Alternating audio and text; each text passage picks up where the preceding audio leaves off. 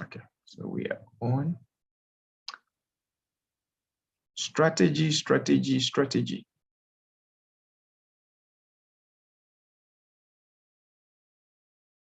Okay, so let me see what I have here. Okay, so Mr. Caleb said a strategy is a plan of action. Martha said is a plan of action to achieve a set goal. Okay, so there is or there are some intersections there. Is a plan of action. So let's pick that. All right, so this class is on YouTube. So in case you have any challenge, linking here, you could join us on YouTube. Right. So quickly, let's see what we have. I trust you can see my screen. Please, if you can see my screen, kindly type 11 in the chat room. If you can see my screen, please kindly type 11 in the chat room. Learning outcomes, if you can see that, type 11. If you can't, type 00. All right, thank you. All right, so we're going to look at the purpose of HR strategy, specific HR areas, how HR strategy is formulated, how the vertical integration of business and HR strategy is achieved, how HR strategies can be set out, general HR areas, the criteria for a successful HR strategy, the fundamental questions on the development of HR strategy, how horizontal fit or bundling is achieved, and how HR strategies can be implemented. So let's roll. By introduction, I want us to understand that a strategy, whether it is an HR strategy or any other kind of management strategy, must have two key elements. There must be strategic objectives, that is the things the strategy is supposed to achieve, and there must be a plan of action, that is the means by which it is proposed that the objectives will be met. So there must be objectives, strategic objectives, and there must be plan of action to meet up the strategic objectives. Those two keywords,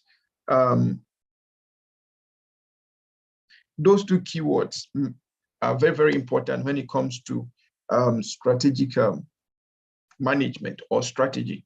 Now, we're going to be applying these two things in HR. That means for us to talk about HR strategy, there must be HR strategic objectives and there must be plan of actions to achieve these HR objectives. So those are just the two things we want to achieve here. How do we set out objectives, and then how do we achieve these objectives in the business environment or in the HR environment? Now, what are HR strategies? HR strategies are a set of plans that set out what the organization intends to do about each human resource management policies and practices and how they should be integrated with the business strategy and others. It is always important for us to have in mind that HR strategies are not standalone. They must integrate with business strategy. They must integrate with other forces within the environment to be able to deliver value. So HR strategies on themselves cannot deliver value until they are integrated with business strategies or integrated with other forces. Among other forces could be the environmental forces, like the political forces, corporate social responsibility forces, to make the HR have its own impact, right? Now, another important thing we have to put in mind is that they are internally consistent bundles of human resource practices. Now, whether they are integrating with businesses, or they are integrating among themselves, or they are integrating with the external environment, they are always consistent. Okay, they are always consistent. Now, what's the purpose of HR strategies? The purpose of HR strategies is to articulate what an organization intends to do about its human resource management policies and practices now and in the longer term, bearing in mind that the business and managers should perform well in the present to succeed in the future. HR strategies aim to meet both business and human needs in the organization, both business and human needs. And when we talk about human needs, the human needs become a complex phrase. By human needs, you talk about the immediate staff needs, you talk about the needs of other stakeholders within the business, and then you talk about the needs of other humans, the customers, the the external people outside of the business. So HR strategies look at it from business, HR to business benefit, HR to HR benefit, and then HR to the external environment benefit. So we look at these three domains of HR when developing HR strategies, right? Now, quickly, we have two types of HR strategies, or we could say we have two categories of HR strategies. We have the general HR strategies, and then we have the specific HR strategies.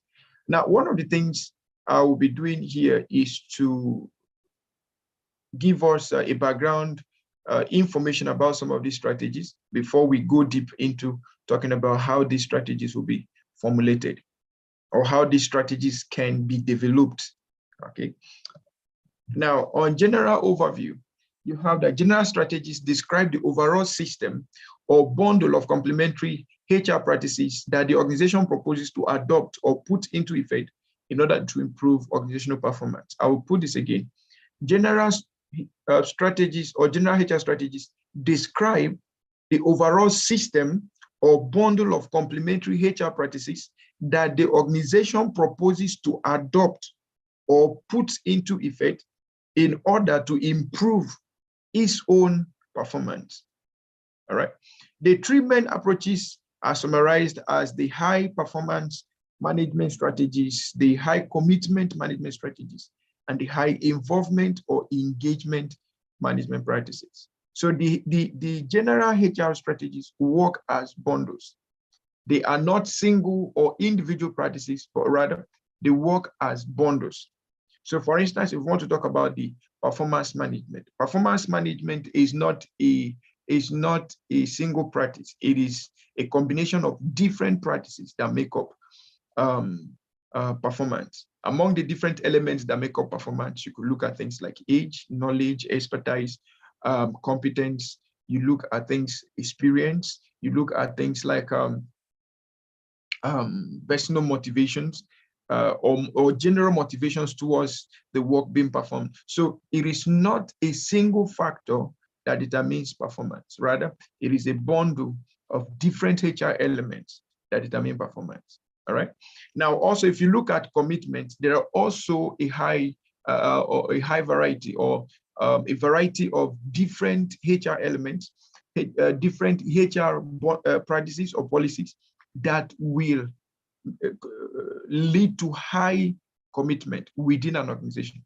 And when we talk about high commitment, remember, internally, the organization has three levels, right? You have the top management, you have the middle management, and then you have the low management or the entry staff, right?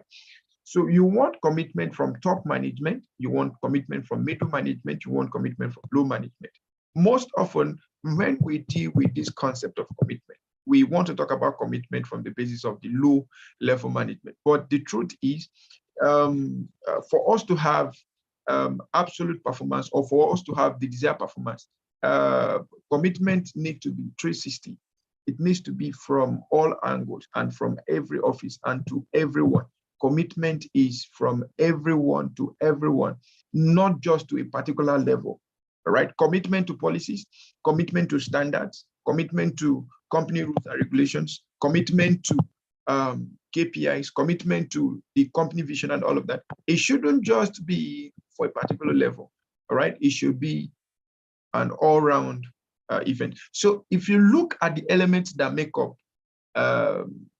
or that drive commitment, it is not a single factor element. It is actually a multivariated composition that will give you that. Then you also talk about high involvement or high engagement. All right. There are also a set of bundles that make up that. So these three are considered the three general HR strategies, or the general HR strategies are broken down into these three strategies. Okay. And the whole essence of all of this is to improve organizational performance. Now, quickly, let's look at high performance management strategies. The high performance management strategies or high performance working aim to make an impact on the performance of the organizations in such areas as productivity, quality, levels of customer service, growth, and profit. High performance management practices include rigorous recruitment and selection procedures, extensive and relevant training and management development activities, incentive pay systems, and performance management processes. So if you look at this, it's not only recruitment and selection that will lead to performance. It's not only training and management development that will lead to performance. It's not only incentive pay or reward system that will lead to performance.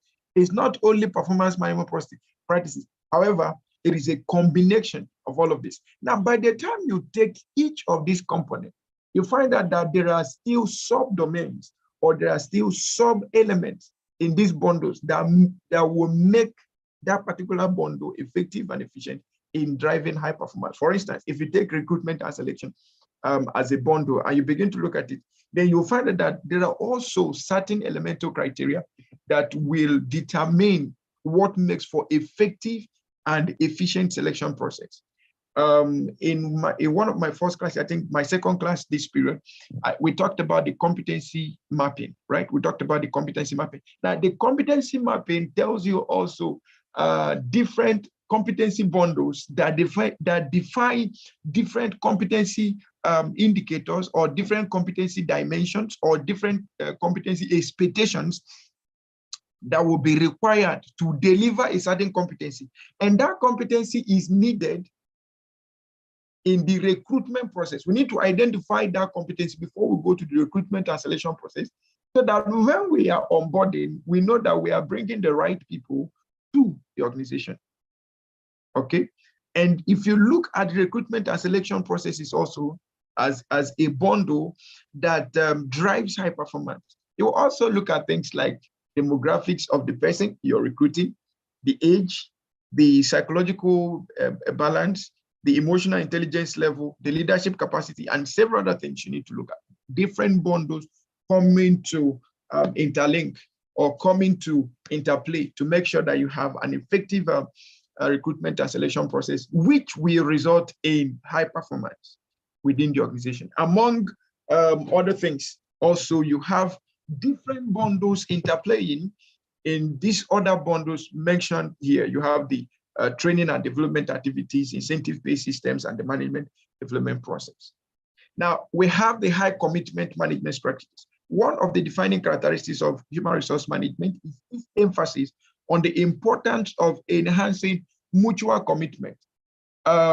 We see what is playing out currently in or between the Nigerian federal government and the academic union of universities, ASU, all right? Academic staff union of universities, something like that. Now, they went to industrial court, and the industrial court said ASU should go back to school, right? ASU said no, they are not going back to school. Now, what is the difference? What is the bane of all of this? There had not been a platform for mutual commitment from both the federal government and ASU. So ASU is saying, before we could commit further to the educational system, federal government will want you to commit to your own part of the bargain. All right. So federal government is saying, we don't have all of the resources. And ASU is saying, if you don't have the resources, then we'll keep waiting till you have resources. So one of the things for me, if I should make any contribution in that regard, the industrial court serving as the labor regulatory or the labor court in Nigeria, their attention should be to look out for the unions. Before it take its stand on this case, it would have created a panel. To me, it would have created a panel, and the panel should comprise of things like or unions like the Chartered Institute of Personnel Management, unions like the ASU themselves, unions like maybe Center for Management Development, unions like civic society or civil society organizations in Nigeria. And then let them look at it and come up with, let them agree on a common ground. okay, and including members of government. They should come and agree on a certain ground. The role of industrial court is not enforcement. The role of industrial court is to create mutual understanding among the parties involved. Okay, one of their roles is to create mutual, is not enforcement. They are not in the executive arm of government. They are judiciary. So their work is not enforcement. Their work is creating laws, explaining laws in such a way that it brings about mutual understanding rather than enforcement. Okay, so one of the aspects of HRF that is being deviant in this whole matter playing with ASU and the federal government is that there had not been mutual commitment. So ASU believes they are doing much, but federal government is not playing their own part. Okay, so for us not to have conflicts, it is always important that we pay attention to high commitment management strategies. And these strategies are not far-fetched. These strategies are common sense, right? Yes, I say common sense. Yesterday, while going to work, I was listening to a radio program, Politics Today, and then in the program they had a spokesperson from People's Democratic Party in Nigeria, and owing to what is happening, there had been a whole lot of crisis in the PDP community. Wike is having agitations. And then Ayu doesn't want to resign. And Atiku is not saying anything. So the South is having a challenge with that. Atiku not saying anything and Ayu not resigning. Now, the contention here is that, according to them, their party policy is that the key positions cannot be held from people from the same region, okay, or held by people from the same region.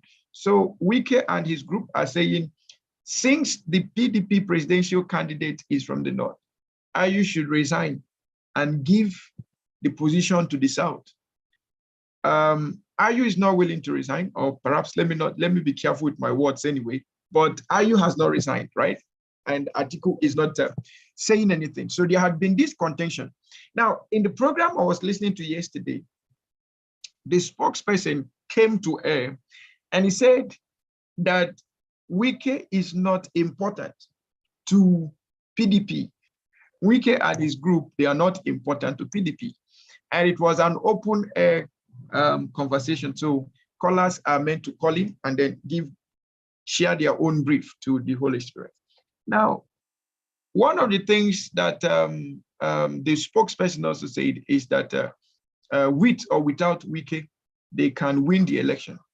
Okay, and that was quite heavy. All right, that was quite heavy. You came in to solve the problem, or you were called in to find a way to pacify the problem. However, you are causing more disintegration. Okay, now with that kind of approach, there can never be a mutual respect or mutual obligation from Wike's council or Wike's group and the PDP. So instead of creating commitment or creating mutual understanding, the person has ended up adding fire to the burning bush for it to burn more. And a whole lot of people that called gave serious backlashes on the person that spoke, because he spoke, well, I can't say exactly where he spoke from, whether the left side of the brain or the right side of the brain, but the high commitment that he's meant to come and bring between the falling apart parties here, he is further dividing them asunder. So we shouldn't allow things to deteriorate within organizations before we know that every element in organization called human beings have some elements called human capitals, and that's why they are still there within the organization. Our assignment is get everybody committed to the organizational goals. Everybody committed to the organizational goals. All right. High commitment management practices has been described as a form of management which is aimed at eliciting a commitment so that behavior is primarily self-regulated rather than controlled by sanctions and pressures external to the individual, and relations within the organizations are based on high levels of trust. So if you look at this definition and take this definition to what is happening in People's Democratic Party, you find that there is an aberration in the components of this definition and what is happening in the PDP. It is still the same thing. They would say, are you, how did they put that statement again? They say, are you do something? Respect your word. Okay, because it seemed how you told them that if not get to become a presidential candidate, he will resign and give over to the South. So they are now urging him, we trusted you with this position. We believed what you said. So respect what you said, honor what you said. All right. And that is what is happening in most organizations today. The employees are saying, employer, please honor what you said. The other side, employers in most cases are saying, employee, you said you will do this. Honor what you said. What did you say in your interview? Okay, I was watching a particular case in the National Assembly some times ago. A particular agency gave a young man an appointment letter for 18 months, no salary, no office, nothing. They just gave him the appointment letter, and that was all. For 18 months, nothing was happening. And after 18 months, the young man took the case to National Assembly, and National Assembly called the DG of that particular agency. And the DG said he was not aware that the young man was given any appointment letter. But they said, DG, this is your signature. I say, yes, this is my signature. And I can't remember me signing this. Okay. So the question is, did anybody fabricate your signature? Did anybody fabricate your, so they fabricated your signature, they fabricated the signature of the director of HR. Now, in communicating with the director of HR, the director of HR confirmed that, yes, that was his signature. And that particular letter came from the HR department. So the question is, for the past 18 months, why have you not given this young man an office? Why have you not paid him? Why have you not committed to what you say you will do in the offer letter? And it was a day mismatch that was interrogating that particular DG. And at the end of the day, they said they need to pay the young man for all the damages that have been caused in the past 18 months. Okay, pay him salary for 18 months, pay him for all the allowances. If he is due for promotion within that 18 months, he's getting his promotion, and every other damage caused through traumatic stress and all of that, they are going to pay it. So when we make offer letters, when we create HR standards, both we and the people involved need to commit. If not, we'll have things fall apart. High involvement management strategies. High involvement work practices are a specific set of human resource practices that focus on employee decision-making, power, access to information, training, and incentives. The term high involvement was used to describe management systems based on commitment and involvement, as opposed to the old bureaucratic model based on control. The underlying hypothesis is that employees will increase their involvement with the company if they are given the opportunity to control and understand their work. Now, the other aspect of the HR practices or HR strategies is the specific HR strategies. So we've looked at the general HR strategies where we have three. You have the high performance strategies, high commitment strategies, and then high involvement strategies. And the general strategies are all complementary HR bundles targeted towards improving the performance of the organization. Now, generic, all of these generic HR strategies are all complementing themselves. So the high performance strategies cannot work independent of the high commitment strategies, and it cannot work independent of the high involvement strategies. So these three bundles or these three strategies must be in place within an organization for it to achieve its performance, the level of performance that we want to achieve. Now, have the other specific strategies that may vary from organization to organization. Okay. Now, the first one we have there is what we call the human capital management strategies, which is based on obtaining, analyzing, and reporting on data to inform the direction of value-added people management, strategic investment and operational decisions. So it's all about identifying the direction of value-adding people, managing value-adding people within an organization. So in a keyword, we say it is the management, the acquisition and management of talents, the acquisition and management of talent. And this has to be data-driven. Okay, this has to be what? Data-driven. So by management of value-adding people, you want to find out what components of these people traits contribute to them being value-adding people, high-performance people, all right? And this has to be strategic and coupled with investment and operational decisions to get them done. Then you have the corporate social responsibility strategy, which is a commitment to managing the business ethically in order to make a positive impact on society and the environment.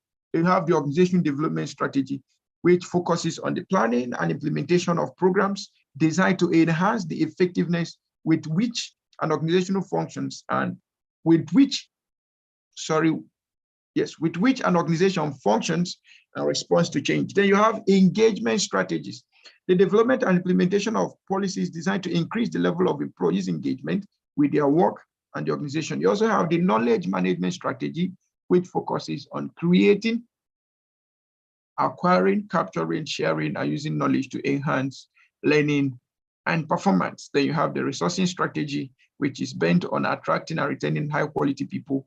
Then you have the talent management, which is focusing on how the organization ensures that it has the talented people it needs to achieve success. Then you have the learning and development strategy, which focuses on providing an environment in which people or in which employees are encouraged to learn and develop. Then you have the reward management system or strategies, which defines what the organization wants to do in the longer term to develop and implement reward policies, practices, and processes that will further the achievement of its business goals and meet the needs of its stakeholders. You have also employee relations strategies defining the intentions of the organization about what needs to be done and what needs to be changed in the ways in which the organization manages its relationship with employees and their trade unions. Then you have employee well-being, meeting the needs of employees for a healthy, safe, and supportive work environment. Now, what's the criteria for an effective HR strategy?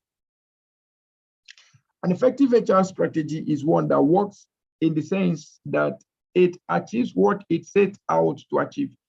Its particular requirements are set out as highlighted. You have number one, it will satisfy the business needs. That's paramount. Number two, it is founded on detailed analysis and study and not just wishful thinking. It can be turned into actionable programs that anticipate implementation requirements and problems. It is coherent and integrated, composed of components that fit with and support each other. It takes account of the needs of line managers and employees generally, as well as those of the organization and its other stakeholders. Now, these are the criteria for which a HR strategy can be said to be effective. Propositions about formulation of HR strategies. What do we propose? Or what are the thoughts about HR strategy formulation? The strategy formulation process is complex and excessively rationalistic models that advocate formalistic linkages between strategic planning and HR planning.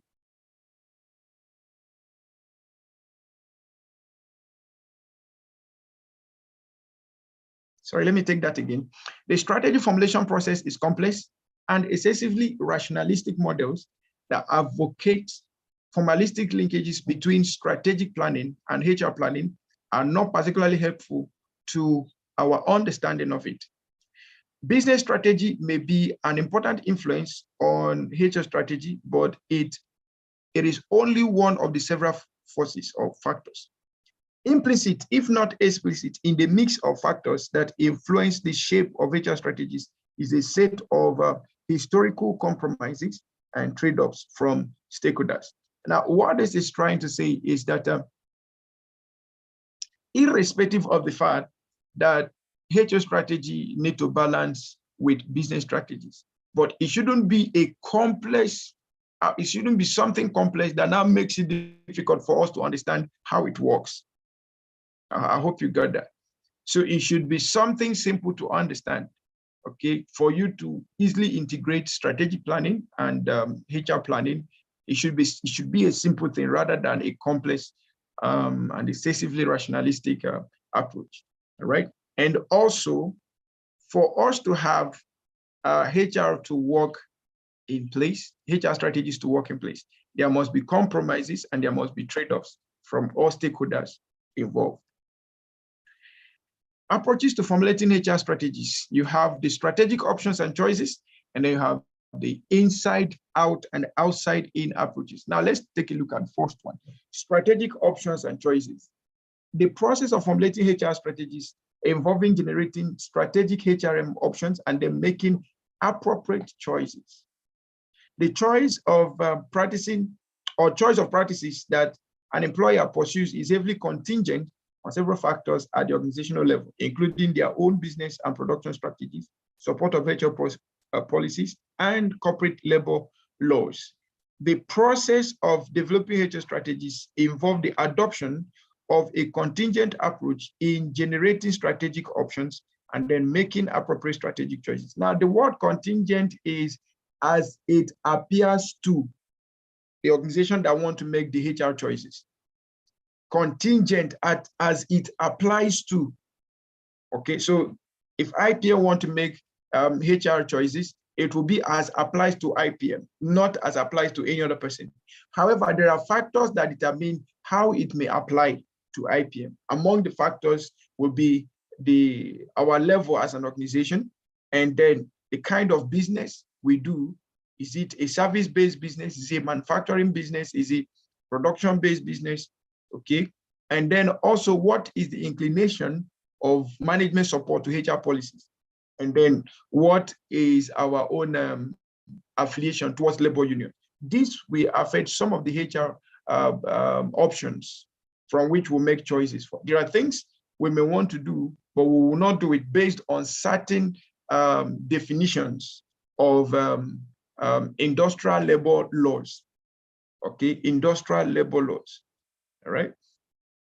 So organizations need to have, while generating options, they will make choices as contingent to them, as applies to them. All right. Now, the second approach is the inside out and outside in approach. So this, you can look at it as SWOT analysis. SWOT analysis has two dimensions. You have the internal dimension and the external dimension. So in the internal dimension, you have the inside out. The external dimension, you have the outside in. Internal dimension or the inside out approach simply looks at the inside out approach begins with the status quo of the HR functions in terms of skills, processes, technologies, and then attempts to identify linkages to the business. So inside out, from what we have within us as a HR, how can we use that to solve our business needs? That's inside out. You look from the HR environment through to the business environment. So you're using your HR competencies to solve business problems. That's inside out. However, the other reverse side of it is called the outside in. So you look at the business problems and then you try to find the HR competencies that will solve those problems. So you saw the need before you develop the HR.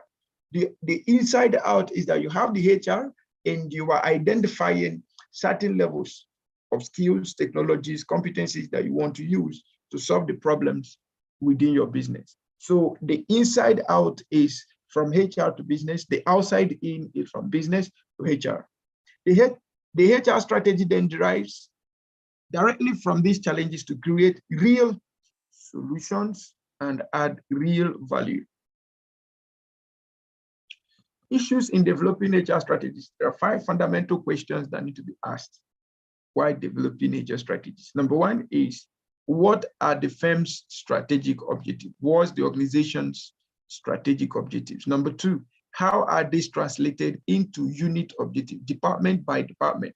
How are their strategic objectives broken down to their unit objectives, individual unit objectives, departmental objectives. And then how does it drive down to task objectives, what each person will be doing as task, all right? How does this translate, or what do unit managers consider are the performance drivers of those objectives? How do the skills, motivation, and structure of the firm's workforce influence these performance drivers? How does the HR system influence the skills, motivation, and structure of the workforce? Those are the questions that need to be asked. Now, the issues in developing these HR strategies surround around two things. First one is, how do we achieve an integration between the HR strategies and the business strategies?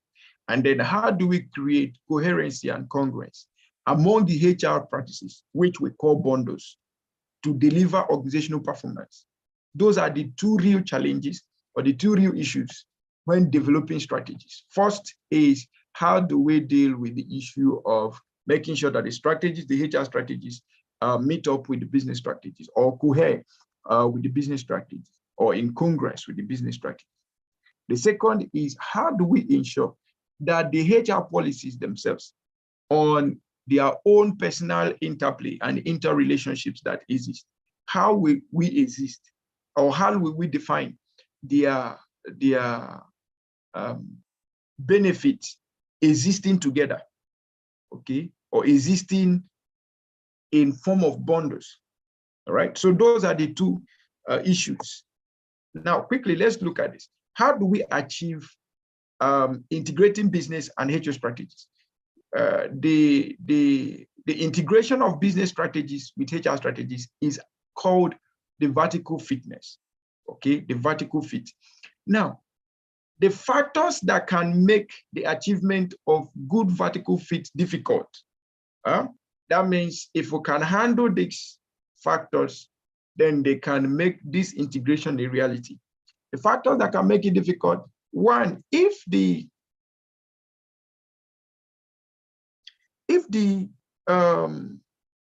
business strategy may not be clearly defined, then it affects the integration, the HR integration with business. Even if the business strategy is clear, it may be difficult to determine precisely how HR strategies could help in specific ways to support the achievement of particular business objectives. So you might have clear business objective, but not clear HR strategies. That could also make it difficult. Even if there is a link, HR specialists do not always have this strategic capability to make the connection. So you have clear business objective, clear HR objective. However, the person to make this, to manage this objective doesn't have the strategic capabilities to manage them. That becomes a problem.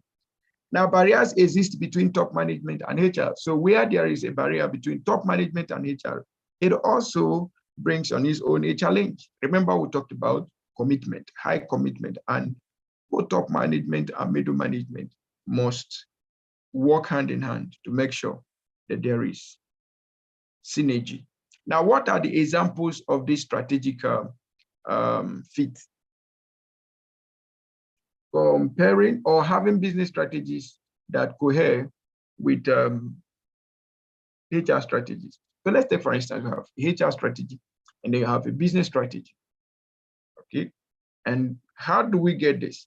We must first of all have strategic intent, and then that strategic intent will form the intersection at which point the HR strategy will be developed and at which point the business strategy will be developed.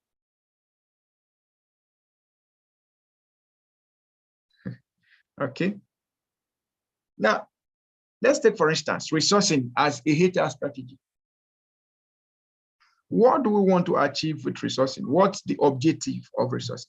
Number one is to achieve competitive advantage through innovation. Number two is to achieve competitive advantage through quality. And number three is to achieve competitive advantage through cost leadership. Then how do we achieve this? Through resourcing. How do we achieve these business objectives? Through resourcing. Now, for us to achieve this through resourcing, under the first one, we have recruit and retain high quality people with innovative skills and good track record in innovation. So if you want to recruit based on this number one objective, this will become your recruitment goal.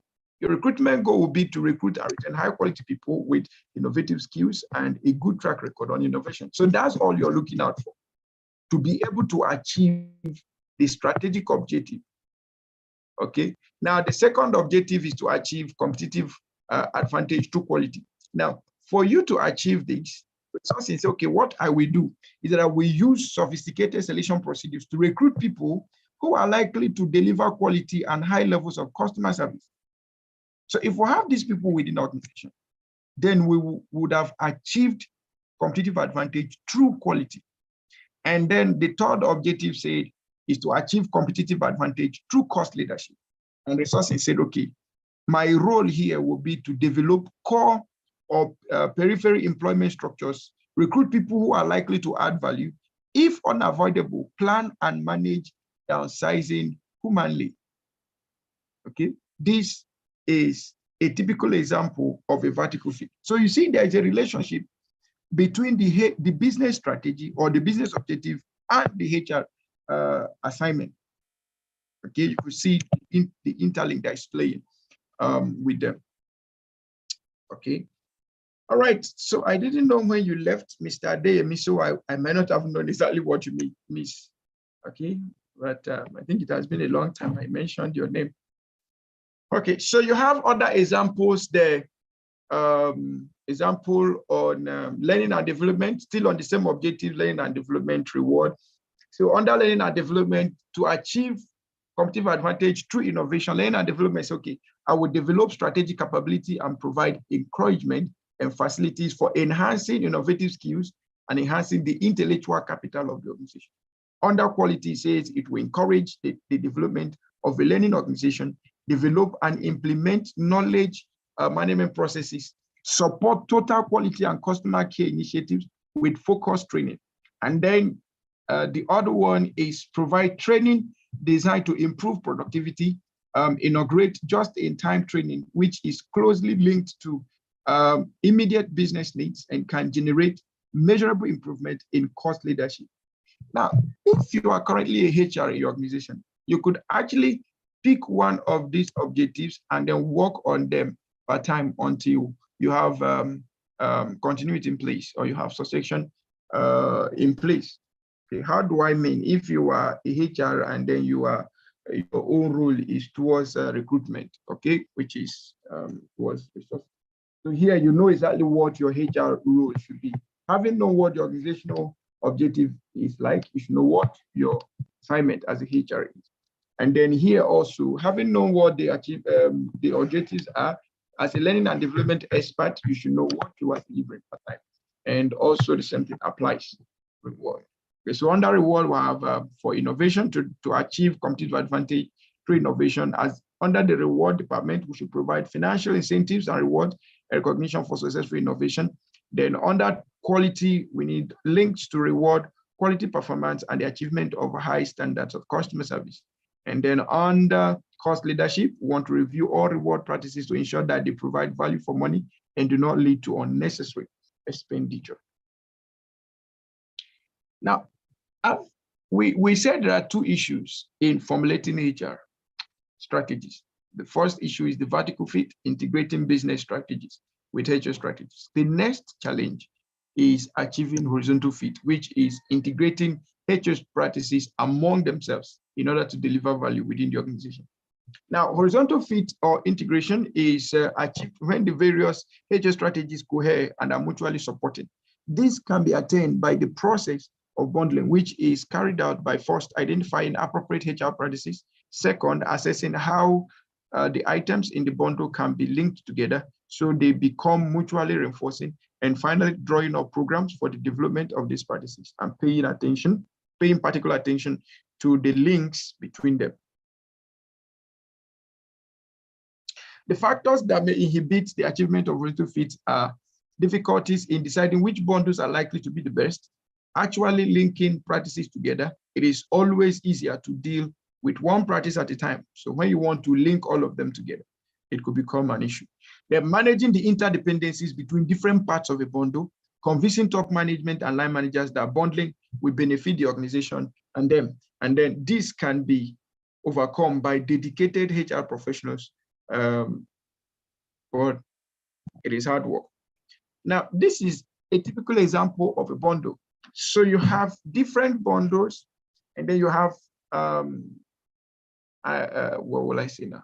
You have an intersection that plays among them, a simple HR bundle. So you have use of HR practices, and they have job demands and job resources. They have job outcomes. Now, these bundles are greatly, have among them the consideration of age. Okay, the consideration of age. So when bundling all of this, you put age into consideration. Now, in a complex format, you have different bundles, and then you see the components that make up a bundle. And then you see how these whole bundles play out within an organization. So for instance, you have the maintenance HRM bundle. Under this maintenance HRM bundle, you have several things that make up this bundle. You have the flexible work system, you have the telecommuting, reduced workload, and then the attention for health. If this is well done, it will have effect on the job resources. It will have effect on the employee outcomes. All right. Another bundle you see there is the development HRM bundle. Under this, you have the job development interviews, career planning, continuous development, regular training, promotions, sideways job movement, or the job rotation, task enrichment, second career, and then participation in decision making. Now, if this is done, it will have effect on job resources, it will have effect on job demands, and then you have job resources bundle. Inside it, you have elements as independence in your work, opportunities to learn, variety in your work, social support from the supervisor, social support from colleagues. This will have effect on the job outcomes. Job resources will have effect on the job outcomes. Remember that the human resource development bundle also has effect on job resources. Now, on the job outcomes, as it were, you need work engagement, you need employability, you need health, okay, to be able to have employee outcomes. This could be derived from these maintenance human resource bundles, okay? Now, you have job demands as a bundle. The job demand covers, or in it we carry things like the mental load, emotional load, and the pace and amount of work. This will have effect on the employee outcome. So all of these bundles working, you see some where you have some factors that can affect some certain areas. For instance, HR development bundle, its impact on job demands could be affected by age.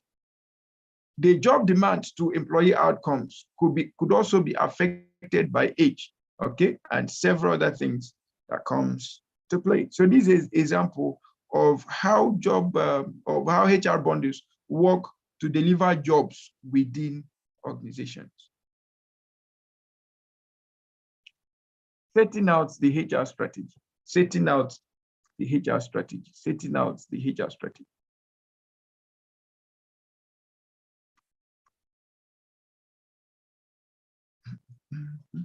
There is no standard model of how an HR strategy should be set up. It all depends on the circumstances of the organization. But the typical areas that may be covered in a written strategy are set out as considered below. You have the basic considerations. The basic considerations in setting out the strategy will have to cover the business needs in terms of the key elements of the business strategy, like the environmental factors and analysis and cultural factors, possible helps or hindrances to implementation. Then you have content, details of the proposed HR strategy. Then you have the rationale, the business case for the strategy against the background of business needs and cultural or environmental forces or factors. They have the implementation plan and action program, definitions of responsibilities and resource requirements, and arrangement for the communication, consultation, involvement, and training. You have cost and benefit analysis, an assessment of the resource implications of the plan in form of costs, people, and facilities, and the benefits that will accrue for the organization as a whole, for line managers and for individual employees. So far as possible, these benefits should be quantified in terms of added value or return on investment.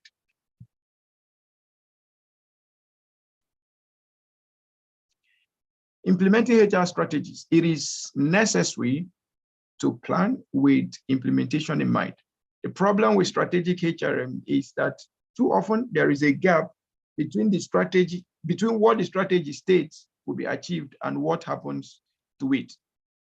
The factors they identified as contributing to creating this say or do gap between the strategy as designed and the strategy as implemented include the tendency of employees in diverse organizations only to accept initiatives they perceive to be relevant to their own areas, the tendency of long-serving employees to cling to the status quo. Complex and ambiguous initiatives may not be understood by employees or will be perceived differently by them, especially in large, diverse organizations. It is more difficult to gain acceptance of non-routine initiatives. Employees will be hostile to initiatives if they are believed to be in conflict with the organization's identity. Example, downsizing in a culture of job for life. The initiative is seen as a threat. Inconsistencies between corporate strategies and values.